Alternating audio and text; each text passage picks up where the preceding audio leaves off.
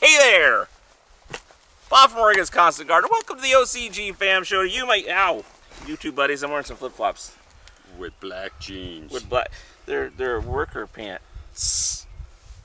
You can feel them. They're kind of like jeans. They're Dickies, but they're like stretch Dickies. So they're like jeggings, kind of. You shouldn't say that out loud. As a man. Men don't wear jeggings. Men don't wear jeggings. All right. Well, they're not jeggings. They're stretchy pants. That sounds worse. Stretchy. That sounds way worse. Black stretchy pants. Well, I have to have a new professional image now that we're going to be doing more garden things with the vegetable gardens. So. Right. Yeah, I'm going with the sweaty look of 86 degrees, facing the sun with a black shirt on. You're wearing black pants. I'm temperature insensitive. That's brutal. Well, yeah, wow. You've got to be warm. I'm pretty warm. Whew, it is warm out today, though. Let's see here. We're at the height of it. Okay, so... see, this is not it. Filmed tomorrow. I know. Did I send you the... Did you send me back the... I think they're good. All right. So whatever it was on the side, right. I need it resent? No, I can just go from the thing here. From the... this is not the most powerful starting to the show. No, but it'll be interesting to see the sweat rings that form over the next hour. That's going to be fun. Yeah. All right, are you ready? Let's see what we can do. This is a long one. That guy over there. This is the kind of episode I was hoping for. This is talking about the veggie thing. I'm a veggie grower and have often wondered how I ought to cater to the needs of my plants. So here's my question.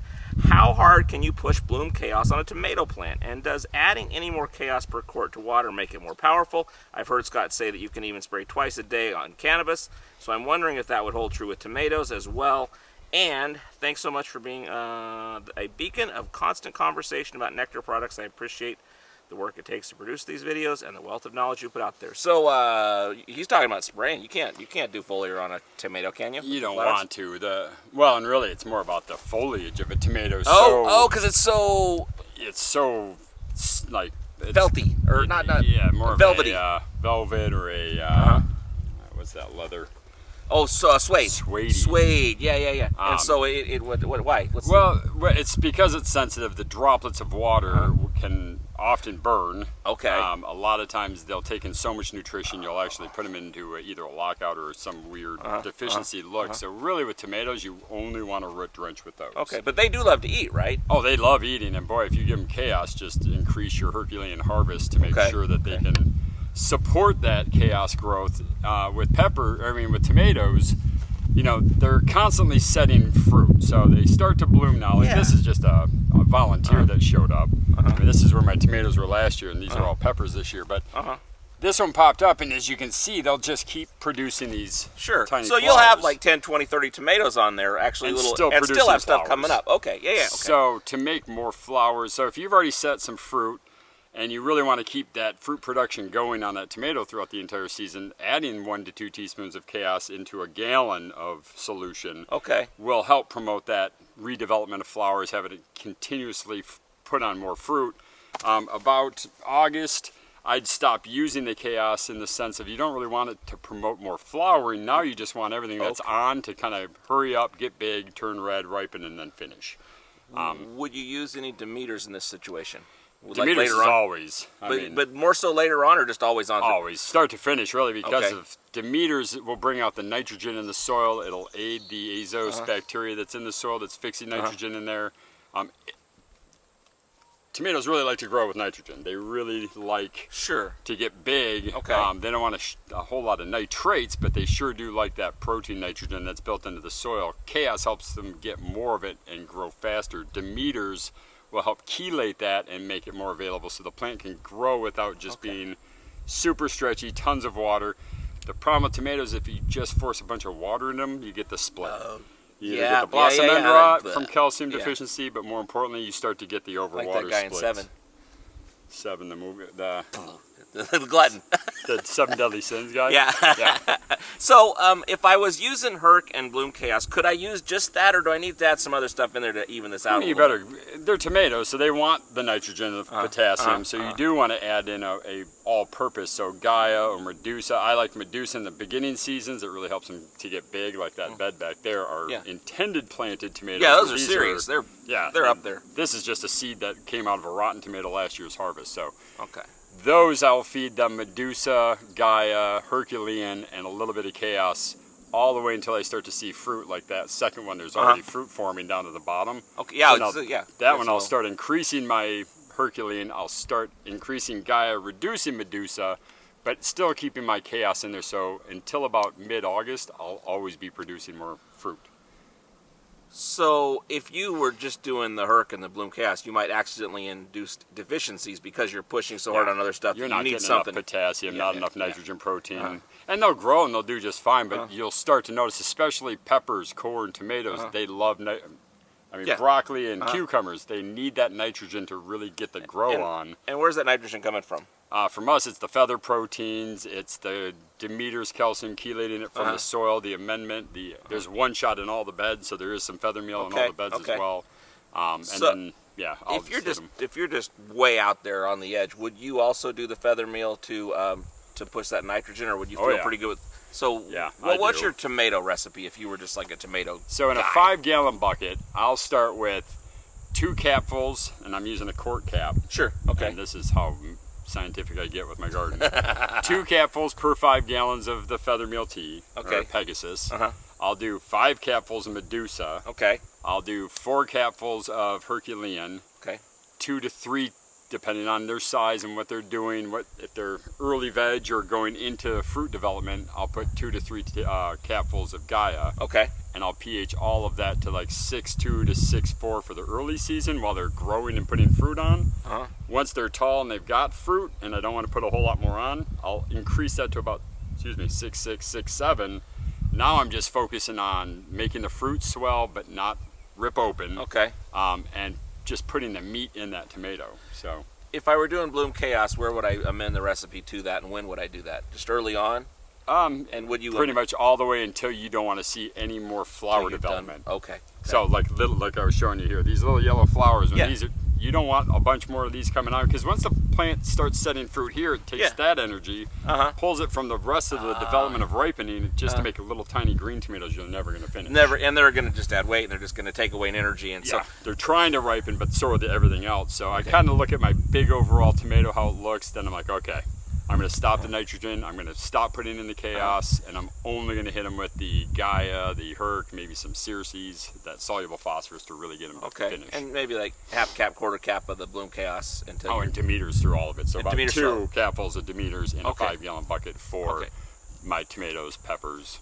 But if you were growing some other crops where you're doing a full Greek recipe and you just poured that on the leftovers every week or so, you'd be fine with that too. This is a very intense recipe. Just throwing any of this stuff on there is going to be fine. Oh no, that's it. Is the plant's not going to. The nice thing about nectar is that it's so gentle. There's not a lot in there. It's going to force the plant to eat. So it's going to go in the soil. The plant's going to access what it wants. It's going to utilize it. Everything else is going to sit in the soil, bond to some organic material. The bacteria and the mycorrhiza in the soil are going to break that down, convert it into something different, and something's going to absorb it down the road. How often? Well, what's too much? Every day. Every day is way too much. Yeah. 2 to 3 times a week would be aggressive. Once a week is minimal. I usually am about 2 to 3.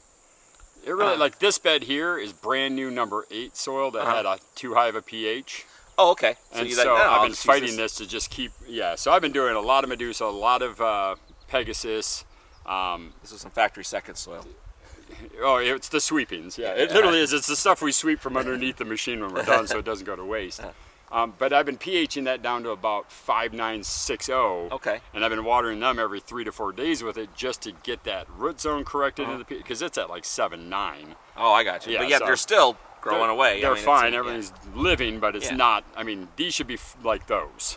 You know, the peppers should look like the tomatoes, and they're a little lacking. They're nipple high. But see, now this is last year's number 4 soil that just has feather meal and one shot in it, and it's doing just fine. I mean, we're at what, June? Yeah, we're not even 25th, in July yet. And I mean, July is knee high by the 4th of July. I think we got that one beat. So, which is good because last year I got 6 ears out of 100 plants because they didn't germinate. So this corn germinated. That was good. So that's what I got for that. All right.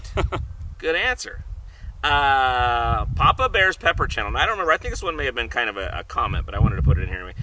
Yes, I've been playing. People that are gardening and want to and grow peppers, I don't care if you're growing. This guy grows things that can be weaponized and melt eyeballs out of heads. It's incredible what he produces. I actually have a few that I'm going to put in the ground today that I started from his seeds from last year. Nice. But go check out Papa Bear Pepper Channel. Yeah. He does a lot of nectar growing. He does it in greenhouses. He does it in pots outdoors. He's a very aggressive feeder, and he gets some serious capsian. Peppers get a lot more difficult when you get serious about it and you're growing just them. You're growing them in greenhouses and you're doing a lot of this stuff. You start to get a lot of issues that you don't when you're just growing some bell peppers out in the yard. Am I correct about that?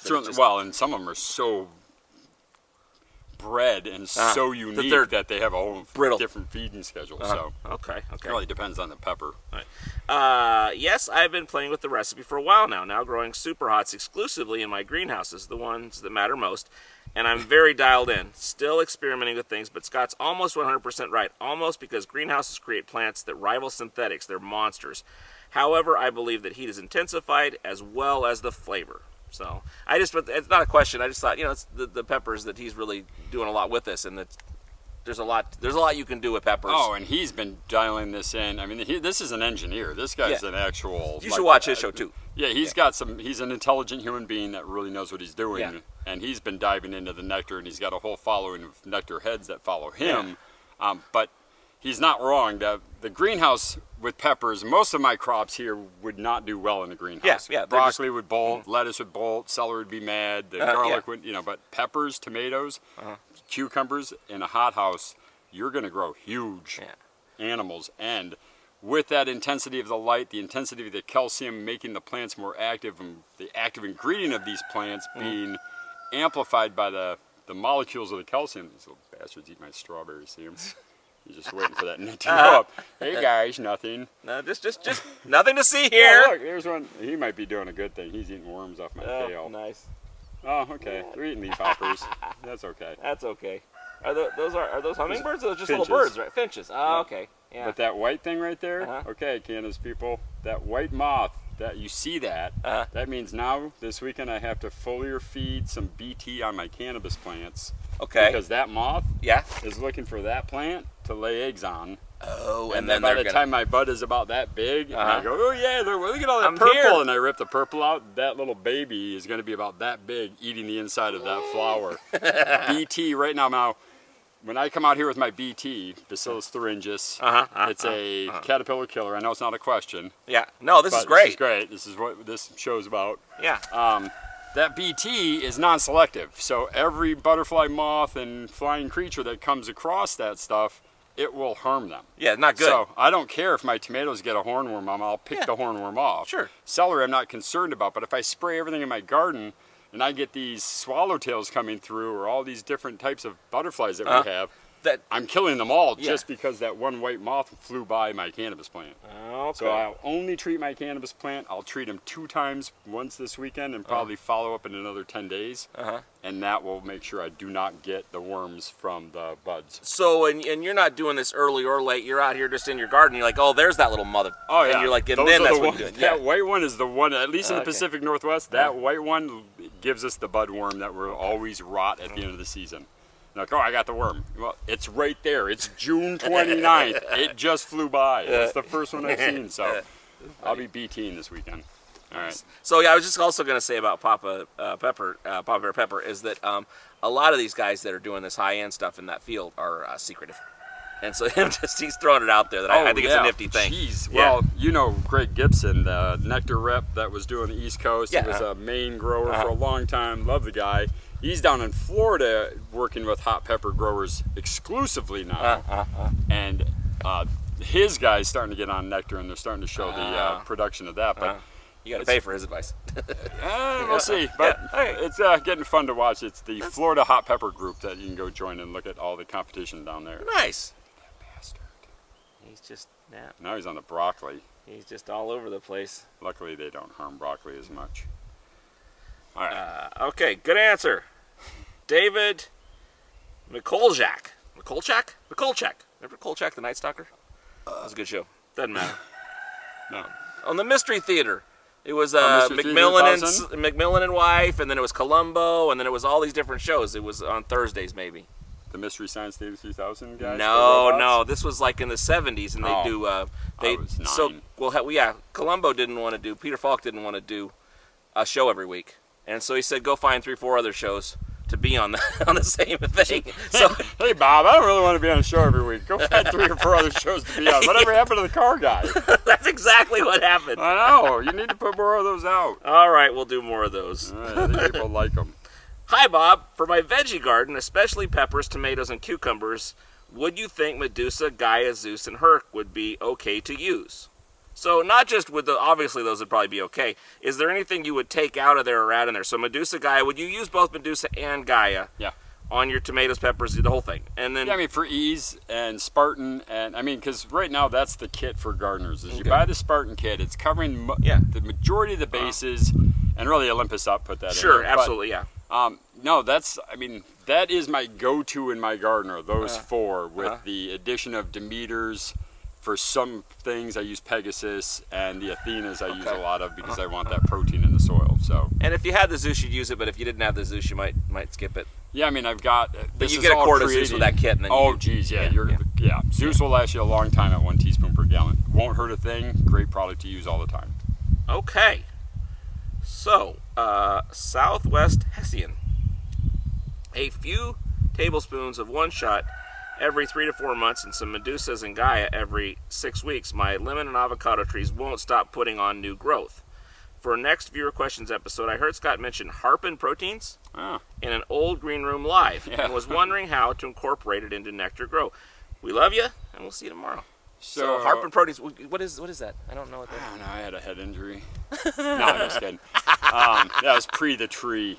But no, the Harpin proteins are basically, it's a false pathogen. Okay. So it's this protein that when hit on the foliage, the plant recognizes it as a disease, a pathogen, some kind of virus. So it sends up and draws in a lot of nutrition to help over-amplify the health of the plant to protect that region that the Harpin hit. So when I was talking about, I'm pretty sure, if I remember correctly, using the Harpin proteins to trigger the plant's response to defend itself while then feeding on top of it, so then all that food will then be drawn into the plant. It just helps them hardy themselves up for other diseases like powdery mildew, downy mildew, mites and stuff. But more importantly, it really promotes uptake of calcium and all these other different elements into the fruit itself to make that plant stronger, the fruit healthier, and just more nutrition. So it's a false pathogen that tricks the plant to believe it needs to defend itself, and so when it goes, really doesn't have to defend itself. Okay, so it's like an inoculant or a vaccine. It's kind of like when you trim your plant up, you prune it, and it's like, oh shit, it thinks it just got hit by a windstorm, and it's like, I gotta put on some new branches. So. Yeah. Okay. Good question. Yeah. Now the trick with the Harpin proteins is check the date. That's one of those things, like when you check a soil that has a date on it, or one shot that has a date on it, or Green Grows pridelands that have a date on it, that's California's law that says there's a mycorrhiza spore in here, and that spore has a germination rate of 2 years. Okay. According to California's Science and Math, or whatever they come up with. Yeah. The Harpin proteins, it's better to get fresh. If it's expired, leave it behind. Tell the store, hey, return this, it's out of date. Okay. It is one that it does not do well. The germination rate's very low on Harpin proteins if they are old. So look at the date before you buy, because a lot of people get stuck with somebody else's old inventory. Okay. And if a store is not promoting it, it does not sell. You have to understand it before people buy it. So it's not one that just flies off the shelf. So it's better to find it online and double check the dates before they ship. Okay. Good answer. Night Vision Video. I'm considering changing the nectar for the God's Spartan regimen. I have plants in different stages Should I start from clone seedling, or can I abruptly change my regimen across all the plants? I frown on the all the plants piece only because, well, a couple reasons. A, if you're coming from a synthetic program, it takes these plants, a week to 5, depending on the genetics, where they came from, and how long they've been on synthetics, for them to kind of convert off of that life force. And you're losing ground on a time limit. Especially in flowering. I hate switching over in flowering because it's a pause button. The plant's got to stop, reset itself, and then change its way if it brings up its nutrients. First, salt is just available now. It absorbs fast. Protein, calcium based, it kind of has to be broken down. It has to go through a slower pathway. Altogether, it's a healthier way of doing it. The downfall is it's much slower when the plant's used to pudding. It doesn't want to eat steak. So I would start anything in veg. Clone to seed, ideal. If it's in veg, we can, transition it before we get into flowering. But you got some time. Yeah, you can. Well, and if it doesn't look great, then veg them for another week and get them right. But in flowering, I really try to tell people, don't bother. It's just, you're never really going to... it's like having the super giant fat family raising the super giant fat kid until he's about 12, and then saying, all right, well, it's our turn for the super giant fat kid, and now you're going to be a track star. And it's just not going to be Takes a while to get to fighting weight. That dude's going to collapse at 50 yards and have a heart attack because he was raised with super fat people and never got to run with the elite. So don't take the fat kid to the party. Just let the flowering ones finish on. Use up your old stuff on the flowering cycle, and then start your new stuff on the veg cycle. Way easier on the plants and the fat kid. Okay. Michigreen. Apologize for all the fat kids. That's all. I was a fat kid. I was 280 in high school. Oh yeah. So you're like pudgy, or you tall? So you're kind of like just like big. Do you have a big belly, or would you just wear I played hockey and I drank beer. Oh. So I was a lot of boy. I gotcha. And I was, weight lifted, but I had enough of round with muscle. So it was that 280 combo that was just like, I'm not sure how we want to mess with a guy like that. Like Rocky when he lost his locker. You could have been something. I could. But you were fucking too lazy. No, these are what got me. Oh yeah. I could have played. I actually had a chance to go play hockey in college, and then I blew my knees out. And that was that. Well, they don't want you after that. They're like, what you do? It's 1990. Yeah, they don't have that technology yet. Not your happening. Shot, your shot. You should get a job. Okay. Scholarships aren't for everyone, son. I'm a hockey player. Oh yeah, what team do you play golf for? I'm a hockey player here to play golf today. Happy go work. Oh god. Yes. Okay. Michigreen. Did I say that one already? Let's see. No. Yes, helpful. He's talking about the veggie video. But what veggies would you recommend foliar feeding, and with what? Probably a stupid question, but would you foliar feed with Kraken to harden up indoor started plants for transplanting outdoors? So two things there is, what would you? But would you put Kraken on your starts before you head them out to the? I don't, and it's what he's asking. How I understand that question is. A lot of times when you take seedlings, for instance, I've got that whole tray of seedlings over there on the other side of the onions. Yeah. And when I bring them out right now today, it's going to be 90 degrees, and they're going to go, I'm dead. And it's windy, and they're having a hard time. They went from fluorescence to this, so they're not going to be stoked. So you got to harden them off by sticking them in the shade, giving them X amount of extra sun every day until they're hardened off. Kraken will help a little bit in the sense it helps slow down transpiration. It helps keep the moisture in the plant. It helps build that stronger cell. It's not the answer to hardening off plants in the sense of making them acclimate from indoor to outdoor lighting, but it does help protect them from broken cells, bent over stems. The wind might take them out. You come out there and you crack the thing over because it's just gets wrong. But hardening the plant is the solution for hardening the plant. Yeah, stick it on the north side of your house with an east side exposure so it gets morning sun, and then over that period of time, there he is. Yeah, he's gonna die. And and you'll also probably be put some kind of shade to keep the wind off them or something, so they don't break that first time, because they're gonna be okay in a day or two. But they just need a little TLC. But once they get into the ground, for sure, water it in. It does. There's so many benefits of chitin in the soil for the microbes and what's living in your potting soils. Plus, it does help that plant become stronger. Especially tomatoes that want to vine up and really have to hold onto a cage or something. It gives them that rigidity to kind of hold there and gain all that fruit weight without snapping all the branches off. Tomatoes have a tendency to branch off, and then they put on a lot of weight, and then this one comes, it splits the whole stem down. And that becomes a nightmare, because any water that gets in there then rots the whole vine, and that will be a problem. So cracking does help with that. Okay, so the tomatoes. And then we want to cover this to some extent, but briefly, what plants do you foliar and what plants do you not foliar in the garden? Man, I'm not very good at garden foliar feeding because it's too much. You really just don't.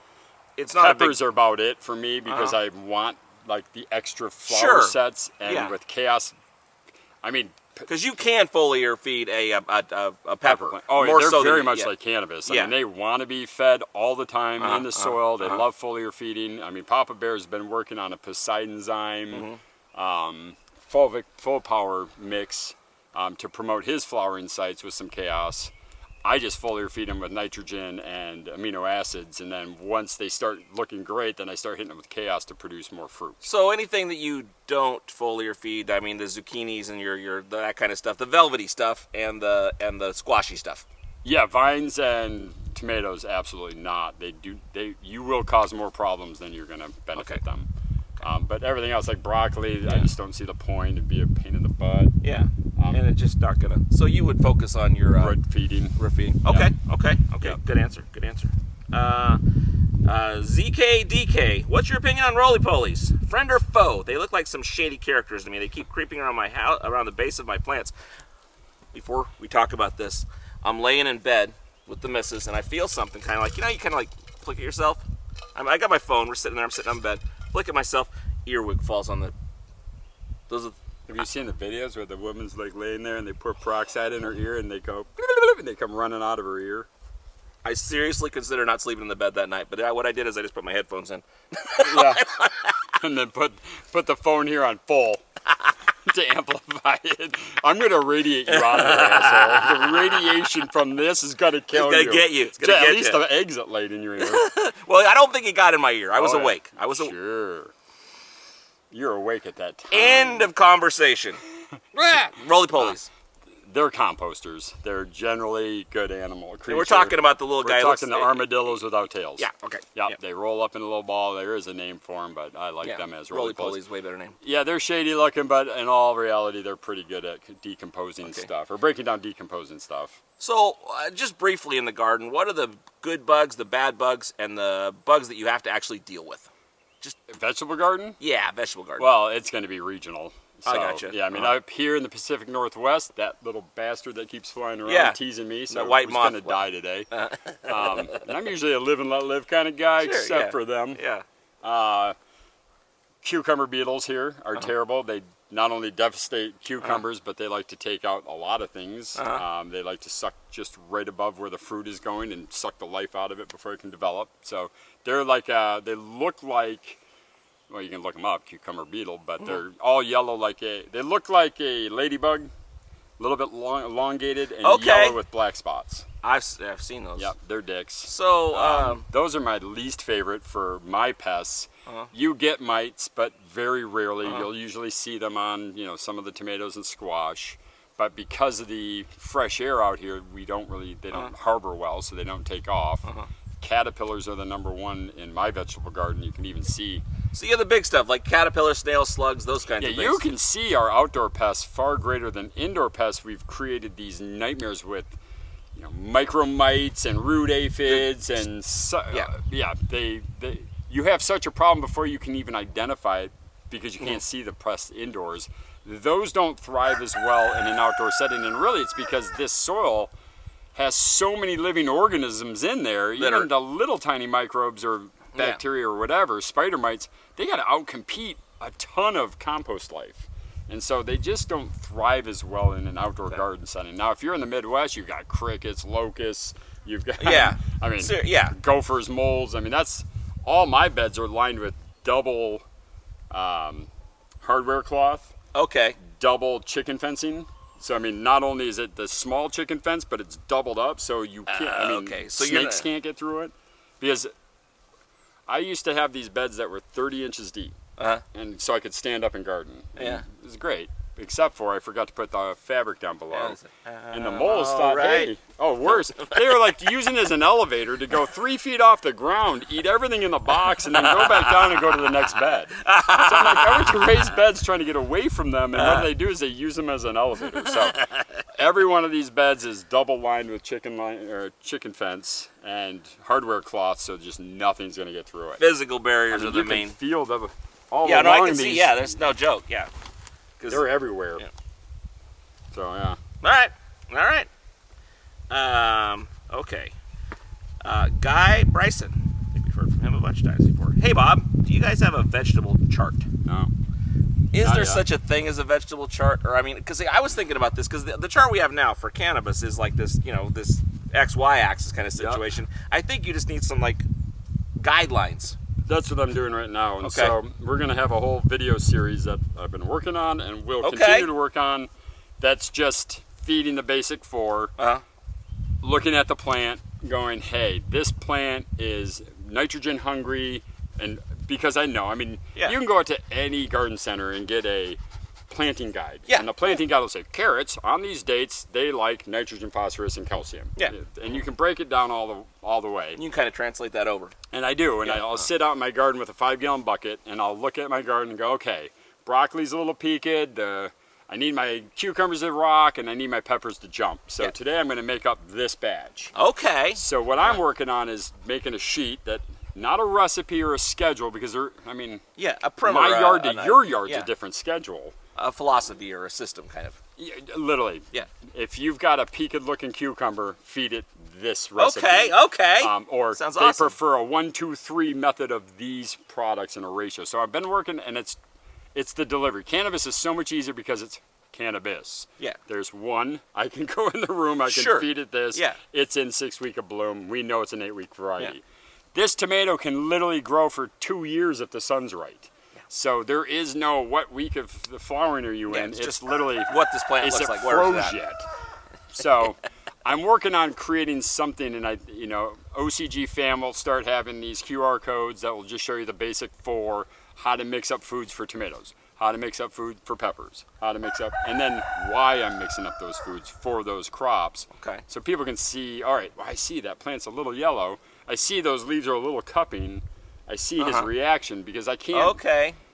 Every garden's so different, every soil's so different, and microclimates are so different. There's no actual feeding schedule for vegetation. You really kind of have to learn the plant and then kind of be in the garden a lot to understand it. Which is a good way to do it, maybe. Oh, either that or good go and for your soul. enjoy society. Yeah. I prefer my garden. So the nice thing about the corn is only the children of it come out at night. And I'm armed, so it doesn't matter. Malachi, they want you too. Oh, snap! Yeah. All right, Don Juan, or as we call him on the show, Don Magic Juan. Wondering what Scott's opinion is on adding rice hulls to nectar number 4. Thank you, Bob and Scott. No? Yeah? No? Yeah, absolutely. What is that? Rice hulls, it's It's the the- hull what- of the rice. So when they shell Yeah. the rice, it's the hull. It's the left? skin. It's the part you don't get when you the get rice. sunflower seed. It's Yeah, the seed part of the, it's the shell of the sunflower. I got you. Okay. So the rice hulls, I like them. Uh-huh. They're silica, so you're not having to put a potassium silicate in your into your liquid. Okay. And then I assume more available because they've grown into a plant and died.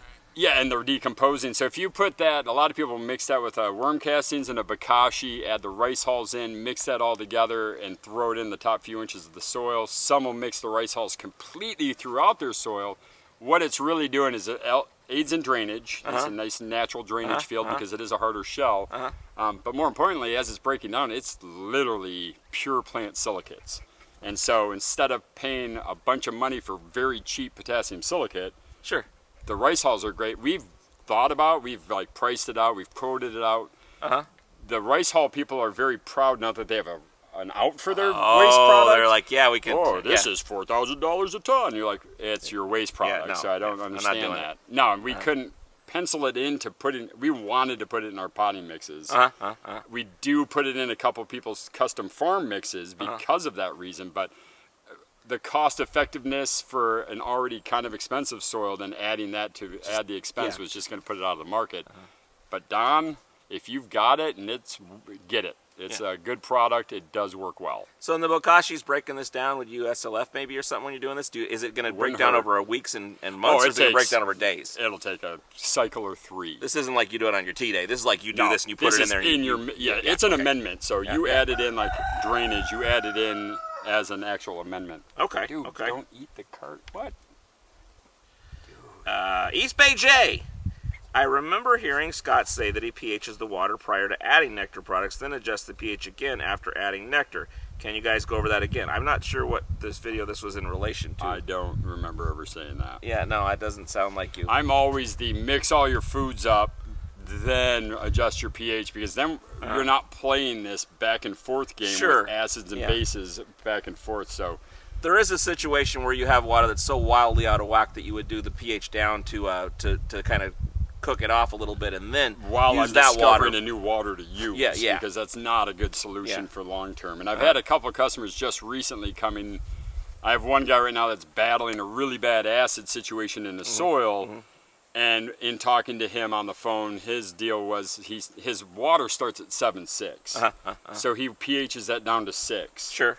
Then adds all of our fertilizer that takes it down to 4.2. Then he jacks it all the way back up with Olympus up, and his soil's just. Because what's happening is you start acidically, then you add all this product that's making it more acidic. Yes, the Olympus Up will make that feed pH available, but all that acid is still going to become present again in the soil if it doesn't all get absorbed, and that will slowly make the pH in the soil drop again. If you can't overcome the pH with your nutrients, you're probably in a situation where you really need to look at some better water. Get an RO and do a half and half. But ideally, you always want to mix your food in, let that settle, and then bring the pH back up, because the less acids, especially phosphoric acid, the less phosphoric acid you have to use, the better that product's going to end up being, because phosphoric acid, although it's very effective, it is leaving a crap ton of phosphorus in the system, and we're not really wanting that much phosphorus. If you bring that back, do you bring that down and you let it sit for a couple days, is it just going to go right back up again? Yeah, because that limestone's going to keep breaking down from the Olympus up. So, ideally don't pH down first. If you really have to, you just can't get past not dropping your pH first, then use carbonated water. Just bring your water pH down with carbonated water, because that carbonated water is going to convert what's making that high pH into something that's available for the plant now, where before it wasn't. It's not going to stick around as a phosphorus, so it's not phosphoric acid. The carbonic acid is very gentle, so it will reduce the high pH. Then you can add your food to it and increase the pH back up with the Olympus without adding that much phosphorus. A lot of people that run into that will then say, hey, my stems are all purple and I got these veins, and it's like, you have a lot of phosphorus in your system, and that's probably what's causing that appearance. It's fine, it'll grow out of it, but you got to know that that's what's causing it.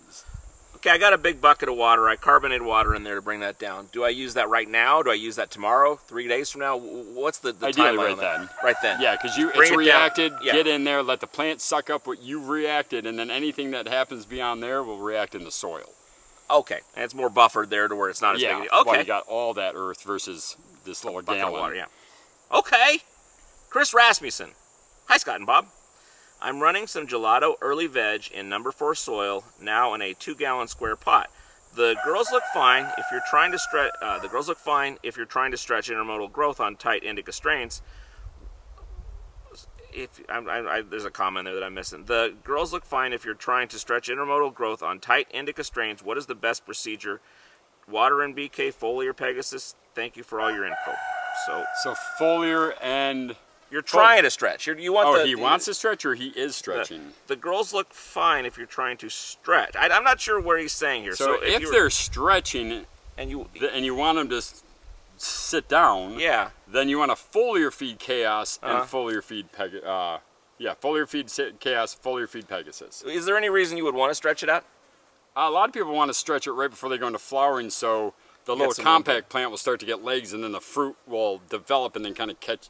So if you're super tight and your bud sites, I'm trying to. Here, I don't need this tomato anymore. So if you got a bud site here and a bud site here and a bud site here, And if this starts forming a bud and a bud and a bud, and they all start growing together, then the bud's just going to kind of grow out like a weird football. Yeah, you don't get like a little, you don't get... You want it to elongate, so you go bud, bud, bud, bud, bud, bud, bud. I got you. So that's why some people elongate right before they go into bloom, or that first week and a half, 10 days of bloom, they call it the stretch. Yeah. And that stretch is really the plant going, okay, we're making room for the oncoming flower sets that are on their way. So you're just giving some room. They get more light. They get more better shape. They get better. It's just all the way around better for them to have a little room to grow instead of being stuffed all better together. Structure. If you have the room to do that because you got a 20-foot ceiling or you're doing it outside or whatever. But for that case, let's say, so foliar feeding them, you'll be slow. Yeah. And if you want to stretch them, then water in Pegasus and water in Chaos. Okay. With your recipe, because that will put all the energy into growth versus cell development. So if I'm foliar feeding them, it'll make them green with the Pegasus, it'll help protein get into the top of the leaves, and it'll help cell division so the branching will be tighter from the foliar feeding of Chaos and Pegasus. Do you feel like you'd be feeding a little heavier when you're doing this because they're needing more food, or not so much? Just really doesn't really matter. For if you're stretching out a plant, maybe give it a little extra. Well, you should be, because you should be at late veg going into early bloom, so you should be in that cycle anyway. Okay, all right. So, but the foliar would punch it down, not really punch it down, just build more out in a more compact area. It keeps them more squat and dividing versus elongating and getting ready for fruit set. Okay. Andrew Willoughby. I purchased the nectar for the gods living soil, and I'm living soil? Maybe he's talking about the 4-shot. I think it's the 4-shot. Yeah. It's not. And it's not really living soil, but it's got some food in it. So we'll just keep rolling. And I'm trying it out now, but not having good luck. The plant seems unhappy and stressed, which could be genetics, but right on the other side of it, I'm growing in my usual soil mix, which is Coco Loco and Ocean Forest. I think my problem is the soil is hydrophobic, and no matter how long I spray it for, there is always dry pockets in the soil. I may have to just sit it in a saucer full of water for a couple hours. What do you think? And do you have the same problems? So I think something happened here. Yeah, I'm almost guessing that this is almost like, hey, email me, let's get some more information let's find out what's going on here. Yeah, I think you're dealing with a pH issue in the soil. And nitrogen's not being made available, so they're probably yellowing a little bit, and they're probably looking to be like they're not drinking, but they probably are drinking just fine. They just don't have the pH. Because that 4-shot, it isn't a living super soil. It is a backed with lots of 1-shot potting soil, which is basically the number 8 with a lot of 4-shot or 1-shot in it. This is a very elegant hot soil. It's very, and can be fed on top of it's not a water only start to finish. Yeah. I've had a couple other people say the stores are telling them that. We don't have that. We have something that's got a big buffer base, and a good start. Yeah. Okay. So if you want to email me, we can dive down a little bit deeper into this hole to get the pH question, the parts per million question done. We find out the container size, what you have on hand, and then a couple corrective feedings, and that will trigger them over and they'll start going crazy. If you have Hygeia, that would be your best. If you think you're hydrophobic, get the Hygeia right now, or any liquid yucca product that you can get to yourself, and just give them one good soak, even a tray soak one time. I'm anti-tray soaking. But in this situation, if you are hydrophobic and you get a little yucca in that tray, it will bring it up. It'll break that surface tension in the dry pockets. That will penetrate that, so from here on out, the water will absorb into those areas again. But I'd like to find out a little bit more about the pH of the soil, the parts per million, and what they're doing, and the size of the container, and go from there. Sorry. To that end, I was going to say that the people that put their questions in the comments for the show is more, it's certainly we're trying to answer their question and help them, but it's more about a conversation with the whole group so that we kind of learn about this stuff and grow through that stuff. Absolutely. If you have an actual problem, go on the organsonly.com and email and get some help directly. Oh, and that's it. And if you want at that point, say, hey, I'd love for this to be brought up on the show. And I usually keep my emails private because it's just courtesy of my customers. But at the end of the time, I need to have that information so I can actually help you, because a lot of the help really comes down to, it's not selling you another product. It's not telling you how to go buy something. It's what do you have? And here's how we can correct what you have, and this is why this has occurred so that you can prevent it coming up in the future. And so it's more about just an education between you and I so that we get on the same page on how that plant's reacting to what you're doing.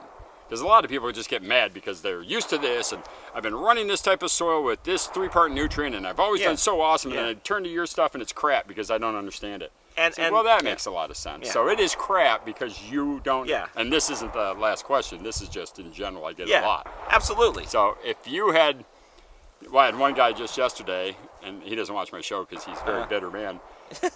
But he was very upset with the person who sold him our stuff. He was very upset with the lack of instructions. He did not want to communicate with me whatsoever, and he did not want his information shared at all anywhere in the world. And I'm like, I'm not. You reached me. Yeah. You're asking me the questions, and I'm here. I just want to answer your questions, and I want you to. I don't want to answer your questions just to answer them to make myself feel smart and cool. I want you to understand what I'm telling or explaining. So it's not an answer; it's an explanation to the answer, so you understand how I got to the answer. So my emails back are horribly annoyingly long. Yeah. But it's because I think information is important, and the more you have, the more you can arm yourself to get better information. Why? You know, a lot of times I got a new drill or a new car or a new anything, and there's the button's different than my old one or something, and I'm like, God damn it! But after a week or two of using, I'm like, oh, I get why it's like this. It's because of this, and this is better. I just wasn't used to it, and that can be anything. Is that it's not bad or messed up. It's going just back to Harbor Freight and yelling at the cashier lady because the Hercules blower you bought isn't as fast as your Milwaukee. Deal with it. So well, and you know the button's over here, and you're like, I got to move my thing over here, and they're like, oh no, I use this when I'm doing that. You know, it's like, oh, this is better. It's just the different. Yep. So, okay, so that's the show. Other than, I wanted to ask you about this question myself, is when we're getting a little more into doing the gardening stuff, we've always been doing the gardening, but more focused on people that have vegetable gardens, and I think that we kind of need to start from scratch a little bit of like, why would you use nectar, specifically calcium, to grow with over using an NPK or, you know, using some it's amazing grow? Yeah, well, thought. I mean, it's health, it's your health, it's soil health, it's having to think, if you enjoy gardening indoors and you enjoy gardening outdoors, the last thing I want to do is mix up a universal, bright blue, weird-ass, salt-based bucket of things that say 60, 60, 60 and hope that everybody eats the same in my garden. Yeah. And so as plant nerds or lovers of food or people who like to watch things grow, I like to still be able to manipulate my outdoor garden just as much as I did my indoor garden. I like to be able to watch how plants respond to different pHs, different elements, how aggressive can I feed them with this, that, and the other. So it's literally running that life experiment forever on how can I mean, I've had awesome gardens and I've had horrible gardens because sometimes I just really need to mess stuff up to figure out how to learn. So I think the basis is if you're growing for food storage, calcium-based nutrients help build stronger cells which have longer shelf lives and storage lives. So if you're, storing storage onions and potatoes, if they're grown with bone meal, you're going to have an extra 2 to 6 months in storage without rot because you're building stronger cells for the storage unit. If you're just NP and K in that, just straight salt water or synthetics, the storage becomes much less because the cells will start breaking down much faster because they don't have that foundation of calcium built around the cell. You go to the store and get you a tomato and an avocado in the winter, and they last a week or so, and you get them in the summer when it's a little warmer, and you better use those tonight. Well, and from a farm stand versus, because the other problem, I like growing my food because I know where food comes from. And once you start discovering that in many months of the year, all of our food is picked green from a different country and then shipped up here, and only ripens when they gas them off in gas chambers. And that's not a joke. It's very common. A red tomato in the winter is not ripe. Never has been ripe, and never even picked with nourishment in it. They just look good. Yeah. But there's no flavor, and I think that's the main thing with calcium is you're just building a vegetable with nutrient-dense foods because you're feeding it nutrient-dense fertilizers, which then they incorporate right in, and that directly crosses over to the finished good. So it's about quality, really.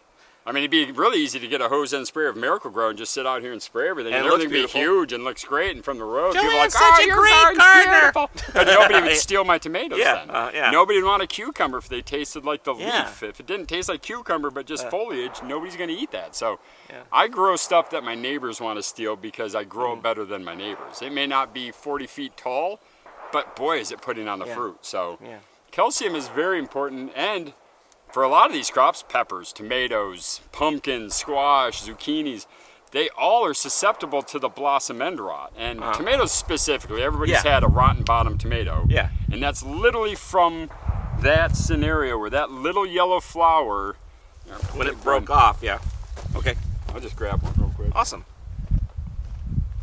I'll just sit here. Mop my chest. There's one down low. On that bush right down there. Down low. It's a good one, though. It has a tomato and a flower. Oh, and a flower. I gotcha. Yeah. I'll just vamp while you're doing I'll that. do that. Here's one. I'll just take one of these early tomatoes here. All right. Yeah. Good example. Okay. Hold it up close there so they can see it.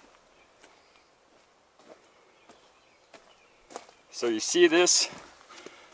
Right That's there. still the flower still on it. That little yellow flower is Yep. right there. So that got pollinated. After this gets pollinated, it starts to put on a little tiny fruit. And as the fruit grows, then the little tiny flower will rot and then fall off. Yeah. Well, if you don't have plenty calcium in this plant, where this little flower falls off will have 6 rotten little cells. There's little micro fractures in there where it's open to the elements. And you won't see it when it's this big. Yeah. But once it gets to this big, those cells will start to stretch. By the time that tomato's this big, this whole bottom will be brown. So you got this tomato that's green, rotten. Yep, and you're like, what happened? And then you're like, I need to go to the garden center. And they're going to go, well, it's, so next year what you'll want to do is, because once this starts, it's done. So you have to make sure, and I make sure when I plant, there's plenty of bone meal in the soil, and then I continuously feed them Herculean, Gaia, Demeters, all through that early cycle. So every flower that drops off of a forming fruit won't have that blossom end rot. Peppers will do the same thing. They often will get it on the sides. Yeah. I've seen that. And that's all calcium. So Okay. that's the other nice thing about nectar is you don't get the blossom end rots. So why doesn't everyone use calcium? It's harder, I assume. But what? Just Because Monsanto. I'm not shitting you. Yeah. So It's cheaper to do it the other way, right? not even ag schools. Oh. Name one organic ag school that's sponsored by Organics Alive or sponsored by Down to Earth Distributors or no. none. How many Monsanto. ag schools are Scott's Miracle-Gro? Yeah. Monsanto. Because they sell them the seeds. and Iowa State University, a subsidiary of Monsanto. Yeah. They make their corn, they make their pesticides, they make everything that goes on corn is Monsanto. So they're not going to teach finish. you about calcium, you know why? No. Because they don't give a crap about health. It's not about health, it's about money. Yeah. And that's it. So, And we're too dumb for that. well, and go back to your grandma's garden. Yeah. She didn't have Miracle-Gro. No. She didn't have Monsanto. She had the dead cow that they chopped the meat off of. They had the eggs from the chicken. They had the blood from the sheep and the cows. So they had all this organic stuff that they just called fertilizer. Yeah. Because back then we didn't have to label conventional versus organic. It was just was called. just this is healthy for Dead the stuff soil. makes live stuff. Well, it's circle of life. Circle The of life, Indians yeah. didn't go and go, so No. I need 2 tons of triple 30. How about some 060? They don't want that. They took fish, put it in the hole, and then dropped corn on it. Well, that's their fertilizer. If a deer drops dead out in the forest, in a week it's gone. Whether someone found it or not, because it turns into, maybe not even that long. Yeah, I because counted it's 2 days between vultures and bacteria. And it's A baby deer was completely bone picked in 2 days. Wow. And that's just like, that's no midget out there pulling those dead things out of the ground saying, don't eat this deer, it's got poisons and ticks. Doesn't matter. Nature's viciously aggressive on breaking itself down to then make the next life cycle happen. Yeah. And so calcium has always been around. It's my biggest problem with gardening and people with lab tests is they're all based off of the university lab definition, which is, again, this company's definition of what your lab should say. That's not the lab we They engineered a seed and a pesticide and a whole thing to go together. They have a whole system, and when you're trying to grow out in your garden, different thing entirely. Absolutely. So it's not, what was my point to that? Well, just about why they don't use calcium. No, but there was a... Anyway, lost it. Oh, well, next time. Maybe Next time. that'll come back. Whatever. But yeah, no, gardening. All right. Blossom head rot, calcium, blood meal, organics. The OCGFAM show. It's pretty good. It happens every day. It's the OCGFAM show. See you tomorrow.